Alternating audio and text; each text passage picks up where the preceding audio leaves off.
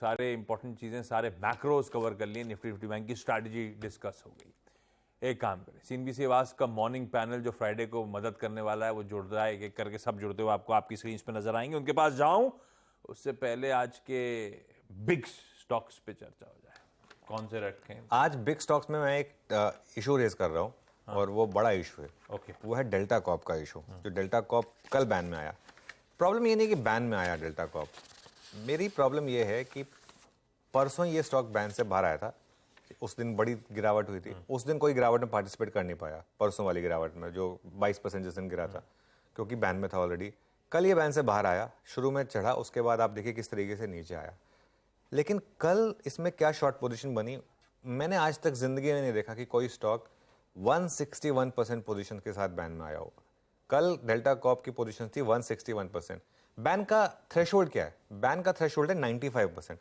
95% position अगर cross होती है तो स्टॉक बैन में आता है। यहां पर हम 161% पर पहुंच गए हैं बैन में, ठीक है। अच्छा, बैन का फैसला आप नॉर्मली लेते हैं मार्केट बंद होने के बाद। हम मार्केट जब बंद हो जाता है उसके बाद हम पोजीशन देखते हैं, उसके बाद वो बैन का डिसीजन लेते हैं, ठीक है।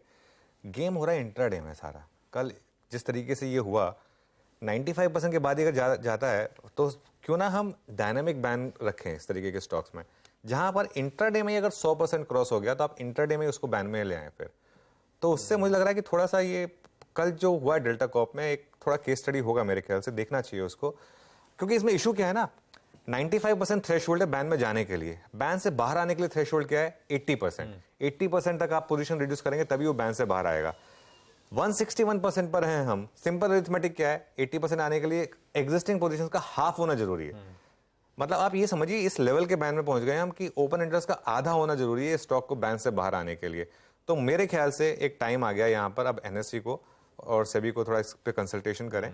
ये जो बैन है इसको आप फिर अब इंट्राडे में भी रखें। इंट्राडे में बैन, और 3 बजे के करीब हम देखते हैं ना, हम दिखाते हैं कौन से स्टॉक बैन से बाहर आ सकते हैं, कौन से स्टॉक बैन में जा सकते हैं, और उसके बेसिस पर लोग पोजीशन ले रहे होते हैं कैश मार्केट में भी, वो भी बंद हो जाएगी उसके बाद। एक मतलब इंट्राडे में ही रखिए ना ये फ्लेक्सिबिलिटी। आपके पास तो सारा डेटा है, आपके पास डेटा है, आप इंट्राडे में अगर वो दे दीजिए थोड़ा सा एक क्या कहते हैं, रूम दे दीजिए, हेडरूम दे दीजिए। आपके पास 95% है नॉर्म, इंट्राडे में 100% तक जाने दीजिए, 100% के ऊपर लगा दीजिए इसको इंट्राडे में बैन में। 80% आपका एक वो डे एंड के बाद निकलने का है, उसको 75% कर दीजिए कि 75% के नीचे आ गया तो इंट्राडे में वो बैन से बाहर आ जाएगा। ये मेरे ख्याल से एक जरूरी है इस चीज को करना, क्योंकि कल जो हुआ डेल्टा कॉप में, ये मतलब इंडियन स्टॉक मार्केट में पहली बार ऐसा हुआ कि आप 160% पहुंच गए किसी भी स्टॉक में, जहां 95% बैन लिमिट है वहां पर। इंटरेस्टिंग। तो ये है आज बातचीत का एक इंपॉर्टेंट एंगल, डेल्टा कॉप के थ्रू समझाने की कोशिश कि डायनेमिक FNO बैन की तरफ क्यों ना मूव करा जाए, बजाय कि end of day closing positions का आकलन करके FNO कर्व डिसाइड करना।